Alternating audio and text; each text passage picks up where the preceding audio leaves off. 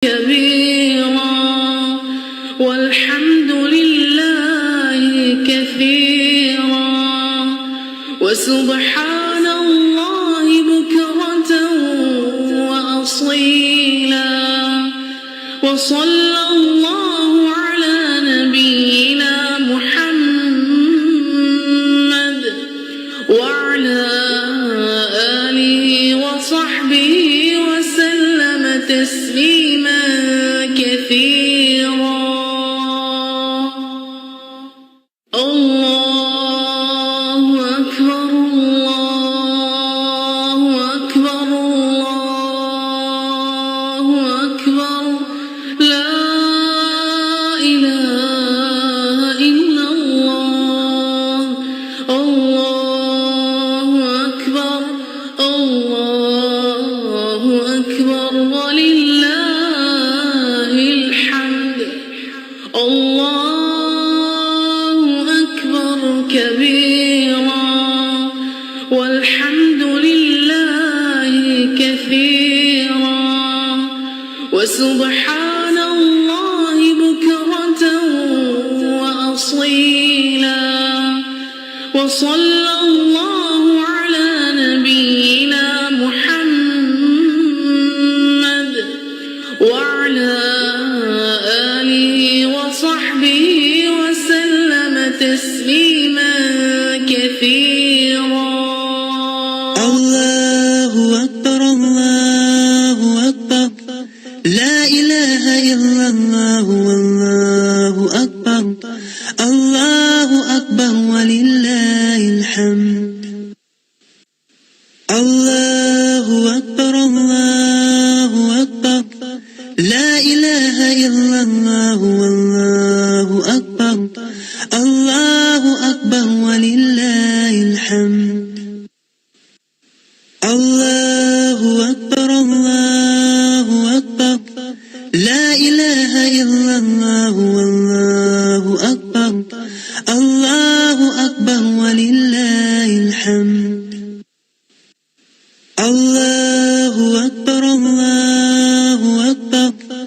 لا إله إلا الله والله أكبر الله أكبر ولله الحمد. الله أكبر لا إله إلا الله والله أكبر الله أكبر ولله الحمد. أعوذ بالله من الشيطان الرجيم. بسم الله الرحمن الرحيم. الحمد لله رب العالمين الرحمن الرحيم مالك يوم الدين إياك نعبد وإياك نستعين اهدنا الصراط المستقيم صراط الذين أنعمت عليهم غير المغضوب عليهم ولا الضالين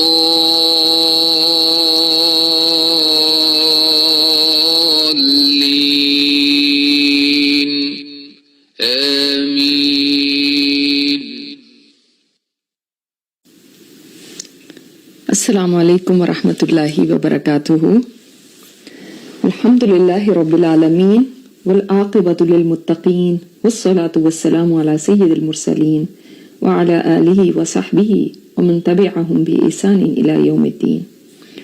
اما بعد فاعوذ باللہ من الشیطان الرجیم. بسم اللہ الرحمن الرحیم. رب اشرح لی صدری ویسر لی امری واحلل عقدۃ من لسانی یفقہوا قولی. آمین. اللہ تعالیٰ رب العزت کی طرف سے اپنی مخلوق پہ ہر لمحے رحمتوں کی بارش ہوتی رہتی ہے. دن اور رات میں کوئی وقت ایسا نہیں ہے جب وہ ارحم الراحمین اپنی مخلوق پر رحم اور کرم نہ نازل کرتا ہو. مگر یہ دن اور یہ عشرہ خصوصی طور پہ ایسا ہے جس کی فضیلت قرآن اور حدیث سے ثابت ہوتی ہے۔ اور اب ہم اس عشرے کے اختتام کی طرف جا رہے ہیں، چند ہی دن باقی ہیں، اور یہ وہ دن ہیں جن کا کوئی اور دن مقابلہ نہیں کر سکتا۔ انہی دنوں میں سب دنوں کا بادشاہ دن عرفہ کا دن ہے۔ جیسے رمضان کے آخری عشرے میں جو کوئین نائٹ ہے، ساری راتوں کی ملکہ، وہ لیلۃ القدر ہے، جس میں عبادت 80 سال کی عبادت سے بہتر تھی۔ اس میں قیام کرنے والے کے پچھلے تمام گناہ معاف کر دیے جاتے ہیں۔ اسی طرح 9 ذی الحجہ کا دن بہت اہم دن ہے۔ آپ صلی اللہ علیہ وسلم نے فرمایا سب سے بہترین دعا عرفہ کے دن کی دعا ہے۔ اس سے پتہ چلا کہ عرفہ کا دن دعائیں کرنے کا دن ہے، بلکہ بہترین دعا بتایا گیا کہ عرفہ کے دن کی دعا ہے، تو صرف دعاؤں کا نہیں بلکہ بہترین دعاؤں کا دن، یعنی چاہے کوئی روزے سے ہو یا نہ ہو مگر اس دن دعا قبول ہوتی ہے۔ لہٰذا اس دن خوب دعائیں ہمیں کرنی ہے۔ امام اوزاعی رحمہ اللہ فرماتے تھے کہ میں ایسی قوموں کو جانتا ہوں جو یوم عرفہ کے لیے اپنی حاجات سنبھال کے رکھا کرتی تھی تاکہ اس دن اللہ تعالیٰ سے مانگے، یعنی اپنی دعاؤں کی جو لسٹ تھی نا وہ اس دن کے لیے تیار رکھتے تھے کہ اس دن مانگیں گے۔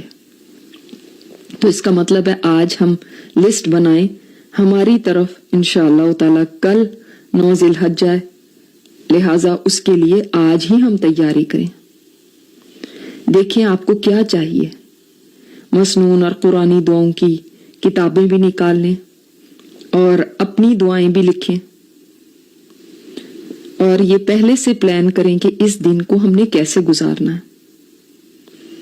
زیادہ سے زیادہ اس دن میں عبادت کرنی ہے۔ اس کو ایسے ہی سمجھ لیں جیسے آپ نے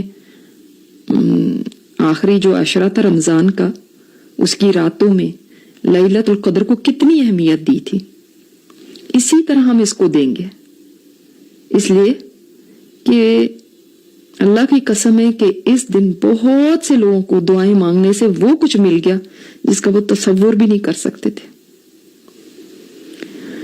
لہٰذا اپنے کسی گناہ کو بھی اس دن بڑا نہ جانیے گا، بلکہ اللہ تعالیٰ سے امید رکھیے گا کہ وہ سب گناہ معاف کر دے گا، اور اپنی کسی ضرورت کو بھی اس دن ناممکن نہ سمجھیے گا، اس لیے کہ جس سے آپ مانگ رہے ہیں اس دن اس کی رحمت جوش میں ہوتی ہے۔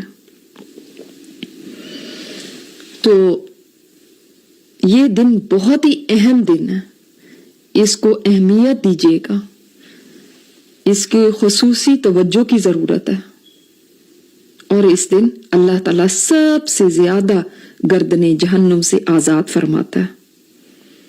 ام المومنین عائشہ رضی اللہ تعالیٰ عنہ بیان فرماتی ہیں کہ آپ صلی اللہ علیہ وسلم نے فرمایا اللہ تعالیٰ جتنا عرفہ کے دن اپنے بندوں کو جہنم سے آزاد کرتا ہے اتنا کسی اور دن نہیں۔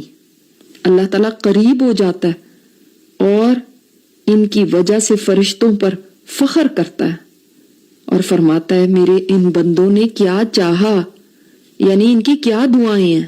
اللہ تعالیٰ خود فرشتوں سے فرماتا ہے ان کی کیا دعائیں، یہ کیا مانگتے ہیں۔ اس لیے عرفہ کے دن ہر کام چھوڑ کے کم از کم علماء کہتے ہیں ظہر سے مغرب تک اپنے اللہ سے دعائیں مانگے۔ کسی پہ قرض ہے، کسی کا رشتہ نہیں ہو رہا، اولاد نہیں ہے، اولاد کے کوئی مسائل ہیں، کوئی بیماری ہے، جاب نہیں ہے، یا گناہوں کی بخشش چاہیے، تو اس سے بڑھ کے بہترین دن اور کون سا ہو سکتا ہے۔ یہ بات صحیح ہے کہ خاص طور پہ حاجیوں کے لیے تو یہ دن بہت ہی اہم ہے، یعنی ان کا تو حج ہی نہیں اگر عرفہ کا دن وہ میدان عرفات میں نہ ہو، لیکن باقی لوگ جو گھر میں بیٹھے ہوئے ان کے لیے بھی اللہ تعالیٰ نے بہت کچھ رکھا ہوا اس دن میں۔ ایسا نہیں کہ صرف حاجیوں کو ہی کچھ ملے گا اور باقی سب محروم رہ جائیں گے. نہیں، یہ دن سبھی کے لیے بہت خاص اور بہت برکتوں والے دن ہیں. عبداللہ بن مبارک فرماتے تھے کہ میں عرفہ کے دن عصر کے بعد سفیان ثوری کے پاس گیا. بڑے تابعی ہیں سفیان ثوری. تو دیکھا کہ وہ گھٹنوں کے بل کھڑے ہیں. دیکھا، آپ کو پتہ نا گھٹنوں کے بل کیسے آپ نیل ڈاؤن ہوتے ہیں، اس طرح کھڑے میں، اور ان کی آنکھوں سے آنسو بہ رہے ہیں. ابھی آپ کو کیسی تصویر نظر آتی ہے؟ ایک بے کس لاچار انسان کی. یعنی اپنی انہوں نے پوزیشن بھی ایسی کر لی کہ اللہ میں بالکل بے بس ہوں. تو کہتے ہیں انہوں نے مجھے دیکھا تو میں نے ان سے پوچھا، یہ یعنی وہ وہاں پہ تھے نا میدان عرفات میں، کہ اس میدان میں سب سے برے حال میں کون ہے، کون آج کے دن سب سے بدنصیب انسان ہے؟ تو انہوں نے جواب دیا، وہ سب سے بدنصیب ہے اور سب سے برے حال میں ہے جس نے یہ سوچ لیا کہ آج کے دن اللہ تعالیٰ مجھے معاف نہیں کرے گا. اللہ اکبر. یعنی وہ بڑا بدنصیب ہے جس نے اللہ تعالیٰ سے امید چھوڑ دی اس دن.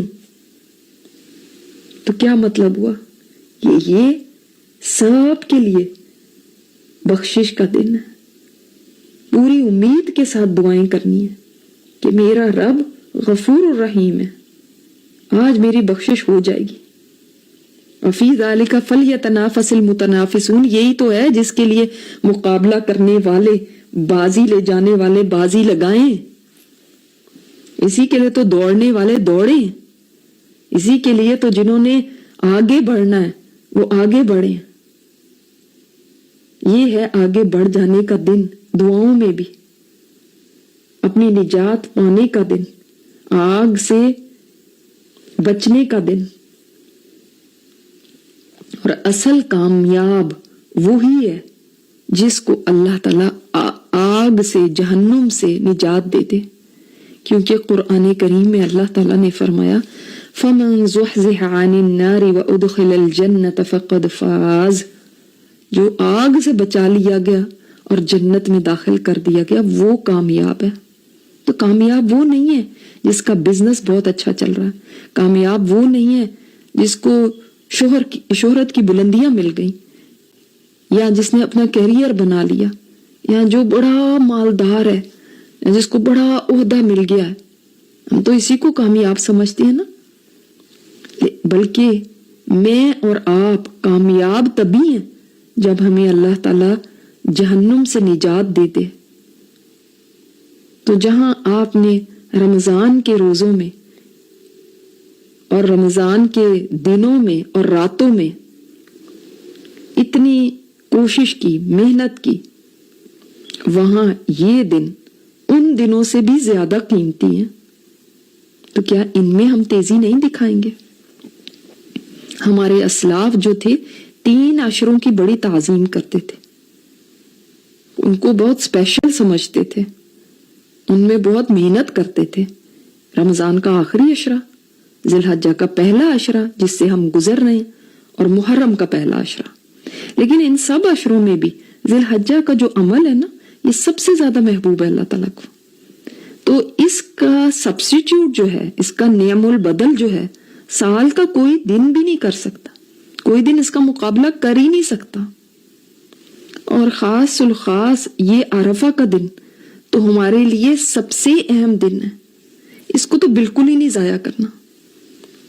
تو ابھی سے ایک تو دعاؤں کی لسٹ بنا لیں، دوسرے روزے کی نیت کر لیں.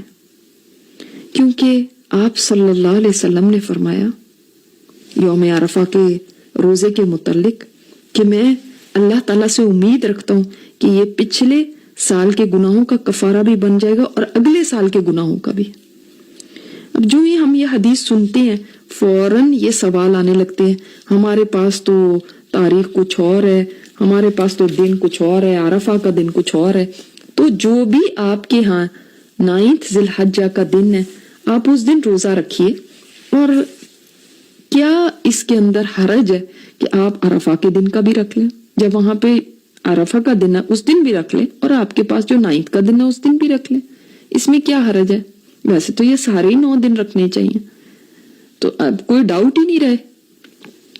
कई चीजें होती हैं उन पे इंसान कोई रिस्क नहीं ले सकता, कई चीजें होती हैं वो इतनी इंपॉर्टेंट होती हैं कि इंसान ये नहीं कह सकता कि चलो ये कर लेते हैं ये। वैसे तो आपको अपने यहाँ का ही 9 तारीख का रोजा रखना है, लेकिन ताकि हमें कोई शक ना रहे, ताकि हम यकीन के साथ रहें, तो 2 दिन का भी रख लिया तो क्या हो गया, ज्यादा ही अजर है ना। तो नियत अभी से कर ले कि इंशाअल्लाह हमारे यहाँ तो कल है चूंकि ये, तो हम इंशाअल्लाह ताला कल का रोजा रखेंगे। आप अपनी तरफ देख लें आपके यहाँ क्या तारीख चल रही है, और सिर्फ खुद रोजा रखने का इरादा ना करें, अपने इर्द गिर्द वालों को भी इसकी याद दहानी करवाएं, मोटिवेट करें कि वो भी रोजा रखें। हमें और क्या चाहिए कि पिछले और अगले साल के हमारे गुनाह माफ हो जाएं? क्या हम नहीं चाहेंगे? ये इतना इजीली हम अपनी बख्शिश करवा सकते हैं, और इर्द गिर्द वालों को भी आप मोटिवेट करेंगे तो इसका भी अजर आपको मिलेगा। बल्कि इब्ने रजब हम्बली फरमाते हैं, जाहिल को तालीम देना और गाफिल को बेदार करना बेहतरीन सदका है। तो ये सदका भी है आपका, जिसको नहीं पता उसको आपने बता दिया, जो गाफिल है उसको जगाया, ये बेहतरीन सदका है। तो साथ साथ आप सदका भी कर रहे हैं। इसी तरह जब आप लोगों को वैसे भी अल्लाह के दीन की तरफ बुलाते हैं, कुरान की तालीम की तरफ बुलाते हैं, दावत का काम करते हैं, तो ये समझ लें आप सदका कर रहे हैं और बेहतरीन सदका कर रहे हैं। तो लिहाजा इस दिन को अहमियत दीजिएगा, और बहुत ज्यादा मैं तो अल्लाह ताला का शुक्र अदा कर रही हूँ और लुक फॉरवर्ड कर रही हूँ, इंतजार है कि ये दिन जिंदगी में मुयस्सर आ जाए। अल्लाह ताला ये दिन हमें दिखाए खैर, आफियत, ईमान, सलामती के साथ, क्योंकि अगले साल पता नहीं है हमें कि ये दिन देखने को मिलता भी है या नहीं। मुझे किसी ने किसी का वीडियो भेजी एक लड़के की, उसने ये कहा कि उसके वालिद साहब की सिर्फ टांग में दर्द थी। जब उनको हॉस्पिटल ले जाया गया तो मुख्तलिफ टेस्ट किए गए और पता चला कि उनको स्टेज 4 कैंसर है। उसके बाद वो सिर्फ 1 महीना जिंदा रहे और दुनिया से चले गए। जिंदगी आज के वक्त में इतनी अनप्रेडिक्टेबल है, आप कुछ नहीं कह सकते। तो गनीमत जाने इस वक्त को, गनीमत जाने की ये दिन हमें मिल रहा है, जो पता नहीं दोबारा मिले या नहीं। लिहाजा इसको हमने वैल्यू करना है, और कामों को सबको एक साइड पे रख दीजिएगा। हो सकता है आपके घरों में ईद के कोई दावत हो, कोई काम हो, लेकिन उनको भी इतनी अहमियत ना दे कि वो आपके इस दिन को ओवरवेल्म कर दे, आप सारा दिन अपने किचन में लगा दें और कोई खातिर ख्वाह इबादत भी ना कर सके। आपने गंवा दिया ये दिन। फिर काश हमें इसकी अहमियत का पता चल जाए, तो हम तो सारे काम छोड़ के छुट्टी ले लें। अब बहुत सारी औरतें इतनी गमगीन हो जाती हैं कि हमारे मखसूस अय्याम है, हम रोजा नहीं रख सकती, तो हम क्या करें। और बाज तो बदगुमान होने लगती हैं कि शायद अल्लाह ताला चाहता ही नहीं कि वो हमें बख्श दे, इसलिए हमें ये दिन का रोजा नसीब ही नहीं हुआ। ऐसा नहीं है, आपका मामला जो है ना अल्लाह ताला के साथ है। और हमें ये पता चलता है कि हमारे दीन में अगर कोई नेकी की नियत भी कर लेता है ना, उसका पक्का इरादा होता है, मगर किसी शरई उज़र की वजह से वो नहीं कर पाता, तो उसको वही अजर मिलेगा जो उस काम के करने वाले को मिलता है। मिसाल के तौर पे कोई तहज्जुद का आदी है और उसने पूरी नियत की हुई है कि मैंने तहज्जुद के लिए उठना है, मगर उसका अलार्म ही नहीं बजा, आंख ही नहीं खुली, تو جانتے ہیں اللہ تعالیٰ اس کو تہجد کا ثواب دے دے گا. اس طرح کسی نے کوئی نیت کی ہوئی ہے, وہ بیمار ہو گیا اور وہ کام نہیں کر پایا, اب اس کا تو بس نہیں ہے, لیکن اللہ تعالیٰ اس کو اس کا اجر دے دے گا. اسی طرح کسی عورت کا پکا ارادہ ہے کہ میں روزہ رکھوں گی, مگر اس کا حیض شروع ہو گیا, تو اس کا تو کوئی قصور نہیں, انشاءاللہ اس کو اجر مل جائے گا. تو اللہ تعالیٰ کی رحمت کی وسعت کا آپ اندازہ ہی نہیں کر سکتے کہ وہ کتنی زیادہ ہے. تو اس لیے بالکل مایوس نہ ہو. دوسرے ایک کام ہم سب کر سکتے ہیں, ایسی خواتین بھی کریں اور ہم باقی سب بھی کریں, اور وہ یہ کہ کسی روزے دار کو روزہ افطار کروا دیں. جیسے کہ ہمیں حدیث سے پتہ چلتا ہے کہ جو کسی روزے دار کو روزہ افطار کرواتا ہے اس کو بھی اتنا ہی اجر ملتا ہے جتنا روزہ رکھنے والے کو. تو اس میں ہم وہی اجر پا سکتے ہیں. بلکہ ہمارے ایک استاد کہا کرتے تھے کہ سوچیں عرفہ کا روزہ رکھنے والے کو کتنا اجر ملتا ہے. کیا ابھی حدیث سے ہمیں پتہ چلا, ایک پچھلے سال کے گناہ معاف اور ایک آئندہ سال کے بھی معاف. ایسا ہی ہے نا. تو وہ کہتے تھے کہ خاص اس روزے کو افطار کروانے والے کو بھی پھر کیا اجر ملے گا, وہی اجر ملے گا نا جو روزہ رکھنے والے کو. لہٰذا اگر آپ 10 لوگوں کو روزہ افطار کروا دیتے ہیں تو آپ کے بھی 20 سال کے گناہ معاف ہو گئے. تو آج ہی آپ یہ پروگرام بنائیں کہ آپ کہیں افطاری بھجوا دیں, یا اپنے گھر پہ افطار کا انتظام کروا دیں, یا کہیں آپ پیسے دے دیں کہ وہاں پہ افطاری کرائی جائے. سوچیں ذرا کتنی خوشی کی بات ہو ہمارے لیے. ہمارے لیے تو واقعی عید ہو کہ سبحان اللہ, اگر یوم عرفہ کا سورج غروب ہونے کے ساتھ ہمارے سب کے گناہ, ہمارے گناہوں کا سورج بھی غروب ہو جائے, ہمارے گناہ بھی اسی طرح مٹ جائیں اور ہم پاک صاف ہو جائیں. اور دیکھیں رمضان میں لیلۃ القدر کا تو ہمیں پتہ نہیں ہوتا, لہٰذا ہم اس کی تلاش کرتے ہیں, کوشش کرتے ہیں. راتوں کو جاگنا مشکل کام ہوتا ہے, سوتے جاگتے پتہ نہیں کیسے ہماری عبادت ہو رہی ہوتی ہے, پتہ نہیں کتنا دعاؤں میں خشوع ہوتا ہے, نہیں ہوتا, نیند آ رہی ہے, گر رہے ہیں, پڑھ رہے ہیں. مگر یہ تو دن ہے نا, اس کا وقت بھی ہمیں معلوم ہے, چھپایا نہیں گیا, بتا دیا گیا. اور دن میں انسان الرٹ بھی ہوتا ہے, اس کا ذہن صحیح کام بھی کر رہا ہوتا ہے.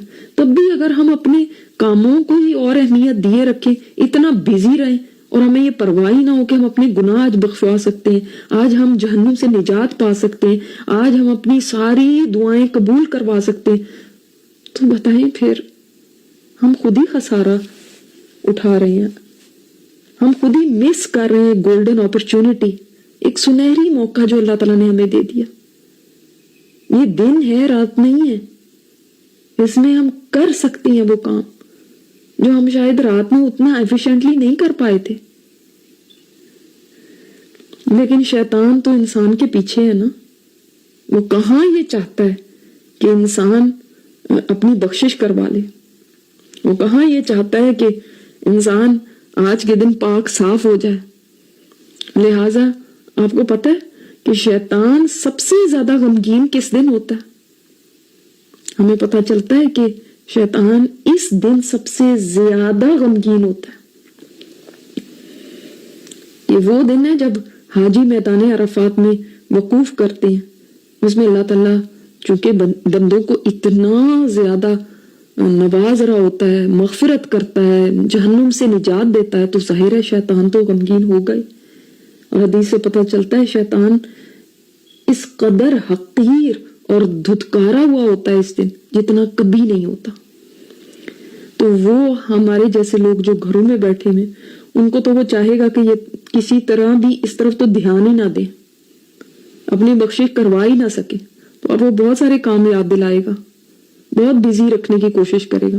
وہ کام جو آپ شاید سارا سال نہ کرتے ہوں, وہ تو اس وقت آپ کو ضرور یاد آ جائیں گے. لیکن یہ یاد رکھیے گا, یہ شیطان کا فریب ہوتا ہے. تو لہٰذا ہم نے شیطان کی بات میں نہیں آنا, ہم نے سمجھنا اس دن کو اہم, اور کوشش کریں کہ آپ صدقہ کریں اس دن. صدقے کا فائدہ کیا ہوتا ہے؟ ایک تو ان دنوں میں اجر ویسے ہی زیادہ ہے، اس لیے کہ محبوب دن ہے اللہ تعالیٰ کے نزدیک. ان دنوں کی نیکیاں زیادہ اللہ تعالیٰ کے نزدیک ویلیو رکھتی ہیں دوسرے دنوں کے مقابلے میں. دوسرے نمبر 2 کیا ہے کہ قیامت کے دن یہ صدقہ سایہ بن جائے گا. میدان حشر میں جب کوئی سایہ نہیں ہوگا اس دن یہ صدقہ ہوگا جو سمجھ لیں کہ آپ اپنے لیے اس دن چھتری خرید رہے ہیں آج صدقہ دے کے. نمبر 3 کہ گناہوں کا کفارہ بن جاتا ہے. یہ انسان کا صدقہ جو ہے نا یہ کفارہ بن جائے گا گناہوں کا. نمبر 4 یہ کہ اللہ تعالیٰ کے غضب کو ٹھنڈا کرتا ہے. نمبر 5 یہ کہ مال میں اور رزق میں اضافے کا سبب بنتا ہے اور برکت کا سبب بنتا ہے. آپ کے مال میں برکت ہوگی، چاہے آپ کے پاس تھوڑا ہے اس میں سے بھی نکالیے، کیونکہ یہ کمی نہیں ہو رہی آپ کے مال میں. ہم سوچتے ہیں نا وہ جو امیر لوگ ہیں وہی دیں صدقہ، ہم کیا ہمارے پاس کون سا اتنا زیادہ ہے. آپ کے پاس جتنا بھی ہے اس میں سے چاہے $1 نکالیں لیکن نکالیں ضرور. پھر 6 فائدہ یہ ہے کہ اللہ تعالی صدقہ کرنے والے کو مزید نعمتیں عطا فرماتا ہے. اور نمبر 7 یہ کہ صدقہ حادثات سے بھی بچاتا ہے. ہم دیکھتے ہیں اکثر کسی حادثے کے بعد کوئی بچ جائے یا کوئی حادثہ کسی کو پیش آ جائے یا کوئی بیماری آ جائے تو ہم صدقہ کرتے ہیں. تو ٹھیک ہے کریں، آپ ضرور کریں، مگر اصل بات یہ کہ ہم پہلے کریں صدقہ تاکہ ایسی مصیبت پیش ہی نہ آئے. تو ان دنوں کو اہم سمجھ کے اب یہ جا رہے ہیں نا تو اب جو آپ نے کرنا ہے جاتے جاتے دنوں میں کر لیں. اسی طرح اللہ تعالیٰ کے ہاں محبوب ترین عمل کسی مسلمان کو خوش کر دینا کہ اس کا دل آپ خوش کر دیں. آپ صلی اللہ علیہ وسلم کے پاس ایک آدمی آیا اور کہنے لگا اے اللہ کے رسول، کون سا شخص اللہ تعالیٰ کو بہت زیادہ محبوب ہے اور کون سا عمل اللہ تعالیٰ کو بہت زیادہ پسند ہے. الحمدللہ کہ صحابہ نے ایسے سوالات کر لیے تو آج ہم تک بھی یہ علم پہنچ گیا. شاید ہم بھی ہوتے تو یہی سوال کرتے نا کہ ہم جاننا چاہیں گے کہ اللہ تعالیٰ کو کون سی چیز ہے جو بہت محبوب ہے کہ ہم وہ کر لیں، کون سا عمل ہے جو بہت پسند ہے. وہ جانتے ہیں آپ صلی اللہ علیہ وسلم نے کیا فرمایا؟ آپ سوچ رہے ہوں گے کہ کون سی نیکی ہوگی جو آپ صلی اللہ علیہ وسلم نے بتائی ہوگی. گیس کریں آپ صلی اللہ علیہ وسلم نے فرمایا لوگوں میں سب سے زیادہ محبوب اللہ تعالیٰ کے ہاں وہ شخص ہے جو لوگوں کو سب سے زیادہ نفع دینے والا، یعنی فائدہ پہنچانا، اپنی ذات سے دوسروں کو فائدہ دینا. اور ملینز آف ویز ہو سکتے ہیں فائدہ دینے کے، کئی طرح سے آپ فائدہ پہنچا سکتے ہیں دوسرے کو. کوئی ایک رول نہیں ہے جب آپ نے کسی کو کھانا کھلا دیا تو فائدہ مند ہو گیا، کوئی ایک چیز نہیں ہے، بس نفع بند بن جائے ہر ایک کے لیے. اور فرمایا اللہ تعالیٰ کو سب سے زیادہ پسندیدہ عمل کون سا ہوگا؟ سوچیں. فرمایا وہ خوشی ہے جو مسلمان کسی مسلمان کو دے دے، یعنی کسی کا دل خوش کر دینا. آپ بہت سے لوگوں کو جانتے ہوں گے یا نہیں بھی جانتے ہوں گے، لیکن کسی مسلمان کا بھی دل خوش کر دیا آپ نے. مثلاً عید آ رہی ہے، مثلاً آگے کسی کی کوئی مشکل ہے، اس کے اندر اس کو مشکل سے نکال کے اس کا دل خوش کر سکتے. تو حدیث میں آگے آتا ہے یا اس سے کوئی مصیبت دور کر دے، یا اس کا قرض ادا کر دے، یا اس کی بھوک مٹا دے. یعنی یہ ڈیفرنٹ ویز ہیں جن سے آپ کسی مسلمان کا دل خوش کر سکتے ہیں. اور آپ صلی اللہ علیہ وسلم نے فرمایا اندازہ کیجئے اسے کہ اگر میں کسی بھائی کے ساتھ اس کی ضرورت پوری کرنے کے لیے چلوں، کسی کا کوئی کام ہے نا تو اس کام کو کرانے کے لیے اس کے ساتھ چل پڑوں. ایک ہوتا ہے کسی کو کہہ دینا کہ اچھا جا کے تم فلاں سے مل لو، کوئی انفارمیشن دے دے. ایک ہوتا ہے انسان خود ساتھ چل پڑے کہ چلو میں تمہارا کام کراتا ہوں. تو یہ مجھے اس مسجد یعنی مسجد نبوی میں 1 مہینے تک اعتکاف میں بیٹھنے سے زیادہ محبوب ہے. ہم یہی چیزوں کو نیکی سمجھتے ہیں کہ ہم اعتکاف کر لیا، ہم نے یہ کر لیا. اور مدینہ میں جا کے مسجد نبوی میں 1 مہینے تک اعتکاف کرنے سے زیادہ آپ صلی اللہ علیہ وسلم نے فرمایا مجھے یہ چیز محبوب ہے کہ کسی مسلمان کے کام آ جاؤ، اس کی ضرورت پوری کرنے کے لیے اس کے ساتھ چل دوں. آج ہم کہتے ہیں وی ڈونٹ کیئر، خود ہی کرتا رہے گا، ہمیں کیا پڑی ہوئی ہے، ہمیں کیا مصیبت ہے، میں کیوں کروں. آج سیلفشنس کا زمانہ ہے، ہر کوئی اپنے لیے کرتا ہے، کسی کو دوسرے کی پرواہ نہیں. لیکن آپ صلی اللہ علیہ وسلم نے یہ فرما کے ہمیں رہنمائی دے دی کہ دیکھو کسی کے کام آ جانا نا اتنی بڑی نیکی ہے. اب آپ دیکھیں کہ بہت سارے لوگ حج پہ گئے ہیں، اب آپ ان کے گھر والوں کی ان کے بچوں کی نگہداشت کر کے، ان کی کوئی ضرورت ہے وہ پوری کر کے، ان کی ذمہ داری لے کر، ان کے کام آ کے آپ اتنا بڑا اجر لے سکتے ہیں. عید پہ ان کے ساتھ ان کو اپنی خوشیوں میں شامل کر کے آپ کتنا اجر کما سکتے ہیں. بلکہ حدیث میں یہ ہے جس نے مجاہد کو تیار کیا یا حاجی کی تیاری میں مدد کی یا اس کے پیچھے اس کے گھر والوں کا خیال کیا یا روزے دار کو افطاری کروائی. دیکھیں یہ 4 عمل بتائے گئے، اس میں سے میں نے آپ کو روزے دار کو افطاری کروانے کا بھی بتایا. اب دوسرا ایک عمل، اب حج پہ تو لوگ چلے گئے، ان کی مدد تو اب وقت ختم ہو گیا، لیکن ان کے پیچھے ان کے گھر والوں کا خیال کیا تو فرمایا اس کے لیے بھی ان کے برابر کا اجر ہے. اللہ اکبر. جبکہ ان کے اجر میں کچھ بھی کمی نہیں ہوگی.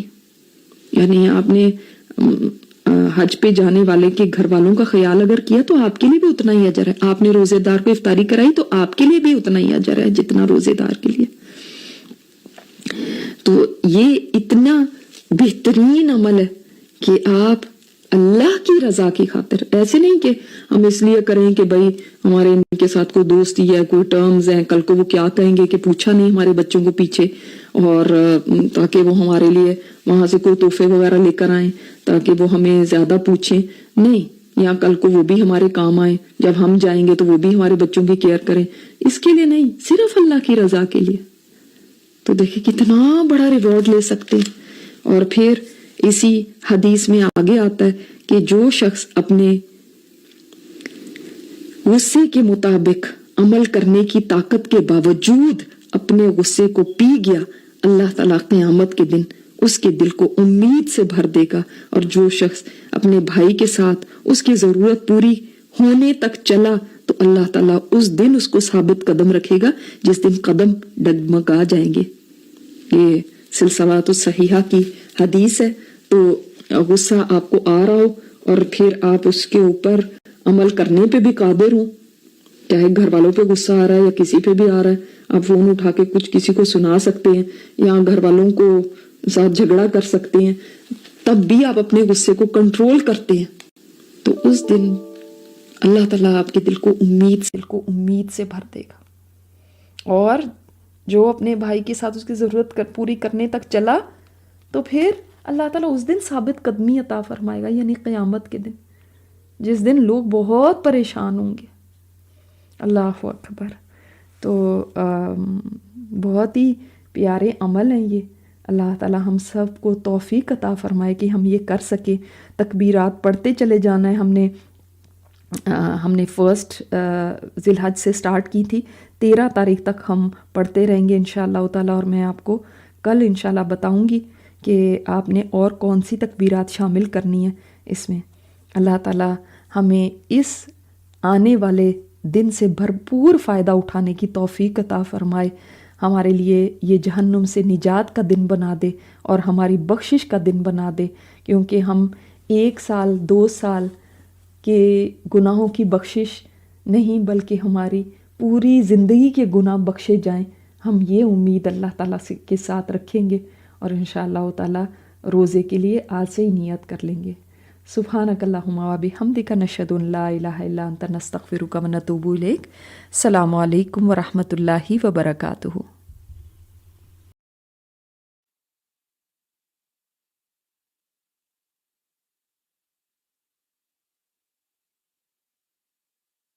كبيرا والحمد لله وسبحان الله بكرة وأصيلا وصلى الله على نبينا محمد وعلى